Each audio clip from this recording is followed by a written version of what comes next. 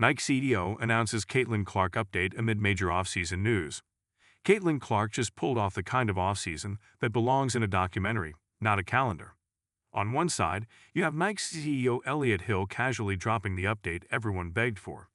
Caitlin Clark's signature Nike shoe is coming. On the other side, you have Forbes stepping in like, yeah, by the way, she's now the most powerful female athlete on the planet, and the fourth most powerful woman in all of sports. That one line pretty much sums up the new reality. Caitlin Clark doesn't just play in this era of women's sports, she leads it. Now, Nike had already tested the lane with Sabrina Ionescu's shoe. Sabrina's line sold fast and even NBA players started wearing it. That run proved one key point.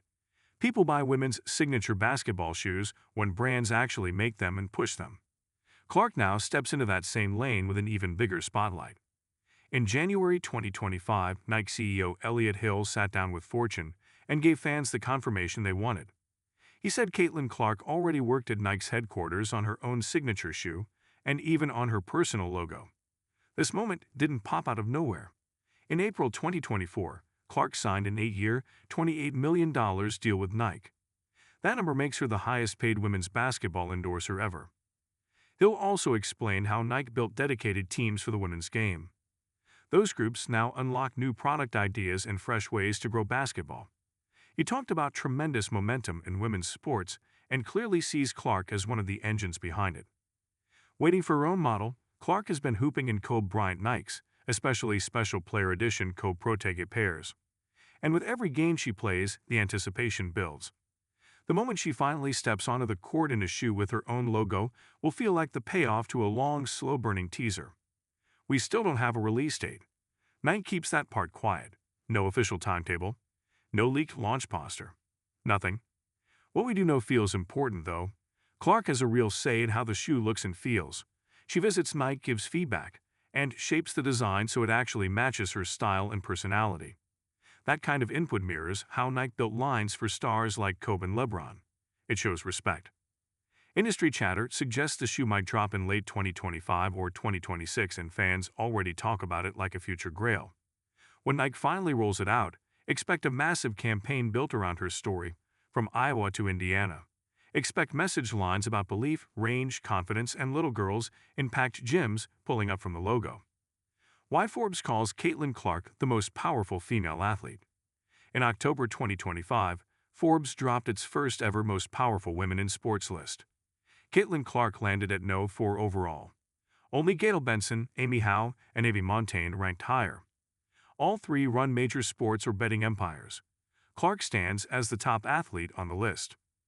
Forbes did not rely on vibes. The outlet used team valuations, company revenue, media mentions, and social media numbers. It also looked at engagement and actual income. Clark checked every box. Forbes estimated her 2025 income at about $8.1 billion, thanks to deals with Nike, Wilson, and Gatorade plus others. That money doesn't come from salary. Most of it comes from brands that see real value in her name. Forbes even called her the spark that lit the match that set women's sports on fire. A late-season injury hit her, but it did not change the narrative. Her presence shifted the entire market. Clark also ranks as the second youngest person on the list, only behind Coco Gauff. That detail matters. Power usually comes with age in the sports business. Clark skips that line. Before all this, Caitlin Clark already turned college basketball into a show.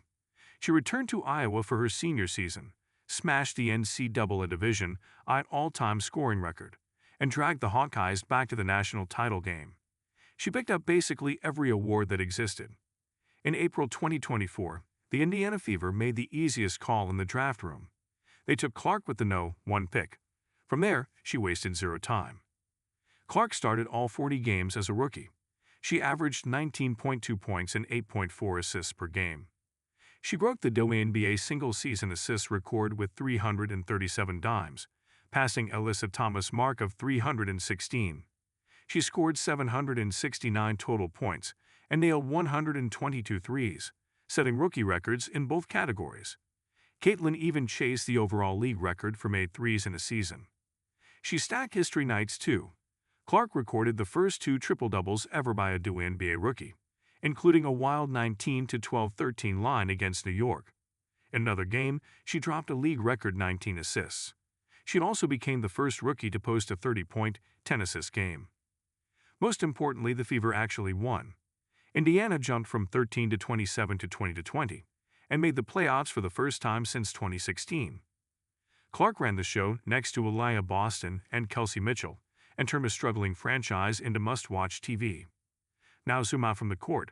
The endorsement sheet reads like an all-star roster by itself. Nike leads the way with that 8-year, $28 million deal and the promise of a signature shoe. But Clark also linked up with Wilson in a big way. Wilson made her the only athlete besides Michael Jordan with a signature basketball line. The company launched 3 white and gold Clark balls named Threes Up, Record Breaker, and Crowd Maestro, each with laser-etched moments from her Iowa run. Gatorade also jumped in and added her to its select group of featured athletes. State Farm brought her into its world as well, lining her up for future campaigns in a space where stars like Chris Paul once lived. Add in trading card deals, NIL-era partnerships from college, and community work through the Caitlin Clark Foundation, and you get a clear picture. Brands don't just hire her for a quick bump. They build long-term plans around her. Forbes sees that and calls it a shift in how the market values female athletes. Companies now hand out multiple 7-figure deals to a young NBA guard and see it as smart business, not charity. Elliot Hill talked about how athletes like Caitlin Clark invite more girls into the world of sport. That line sounds simple, but it hits everything at once. Caitlin Clark sells out arenas. She moves the TV numbers. She breaks records. And soon, she will lace up a Nike shoe with her own logo on the side. This isn't just her off-season. This looks like the blueprint for the future of women's sports.